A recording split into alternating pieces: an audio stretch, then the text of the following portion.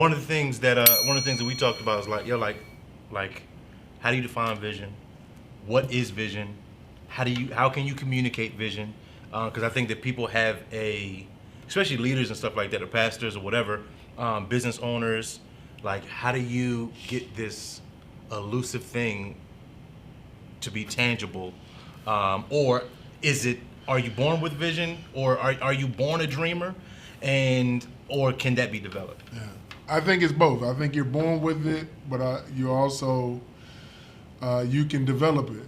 So being born with vision, we're talking about just this sense of seeing things that you would like, or having an idea of something that doesn't exist right now, and you want to see it happen in the future, whatever that may be.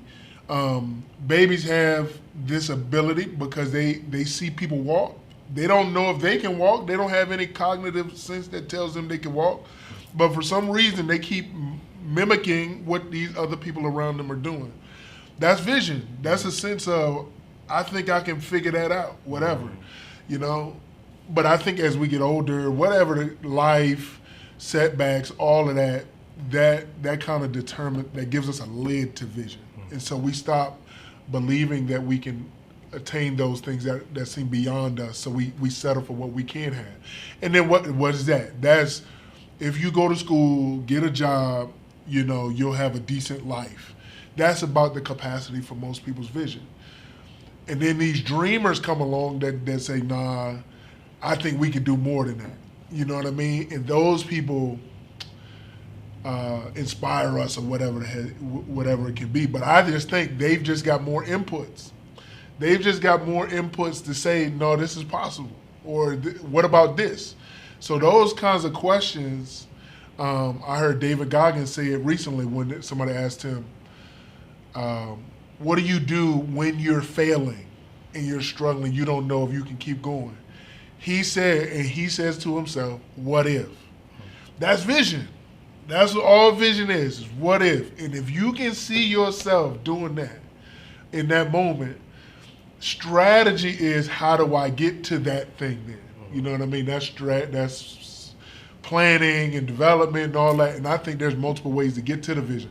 I think that's where a lot of people do get stuck, is if they have this dream or goal or idea and they think there's one route to get there. Nah, I think there's a bunch of ways to get there.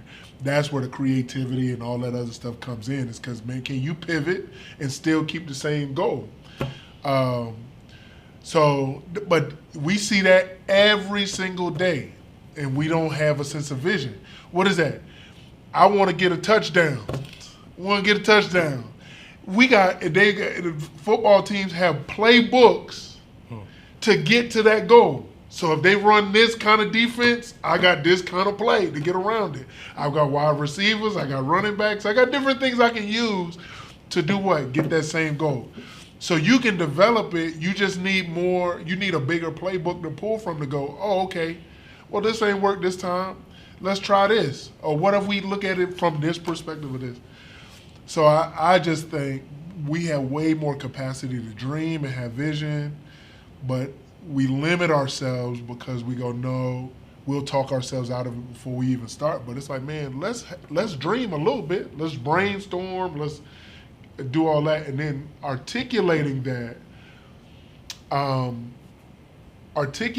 vision, that does take a little bit of creativity. But I think the creativity comes in at understanding other people. So I know that people listening to me don't think like I think. So it's imperative for me to express the goal or idea or vision in a way that they can understand. Not the way I perceive it, in a way that they can understand. And so that might mean, let's pull some pictures. Let's get, because when me and you talked early on, there was a lot of stuff I would talk about, and I would see that look in your eyes where it's like, he's on to something. I don't quite see it, but he's obviously passionate about it. And then I would be like, all right, look, check this out. And we would build models, or we would look online, or we would do compile Pinterest different boards, images, pictures, whatever, and go, okay, let's take a little of this, and then this is kind of what I'm saying, but I'm saying, and then I add my own flavor to it. But that helps people to go, oh, okay. Now I see what you're saying, because yeah, when I grew up, we used to whatever. And so that's where I think vision oftentimes gets lost, because I'm so committed to my vision, I don't care if you get it or not, and so I lose people. But the joy of the vision is, if we're planning a trip to the Bahamas, I don't want to go to the Bahamas by myself. I want you to see it so much that you're like, man, I want to go too. All right, so what we got to do? Man, my money funny. All right, well, let's work together to get this so that we can all see that crystal blue water with the sun glistening, pineapple, we drinking out of a coconut, and we got the rice with the chicken with the pineapple thing, and I want us all to be there to get. Now, when you felt all of that, you go, all right, what do we got to do to make that happen? You see what I'm saying? So that's how I think you communicate, is understanding the people with you so that you can bring them on that journey along with you, because you ain't trying to get that vision by yourself. And you're going to need those people to help you accomplish it too. So that's what I think. Vision, everybody's got it.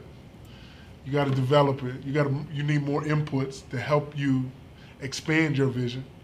And then articulating it takes a little bit of time of understanding who's with me. Can they see what I'm talking about? If not, I'm not clear enough in the vision. When they can see it as clear as I see it, then we can figure out how to get there.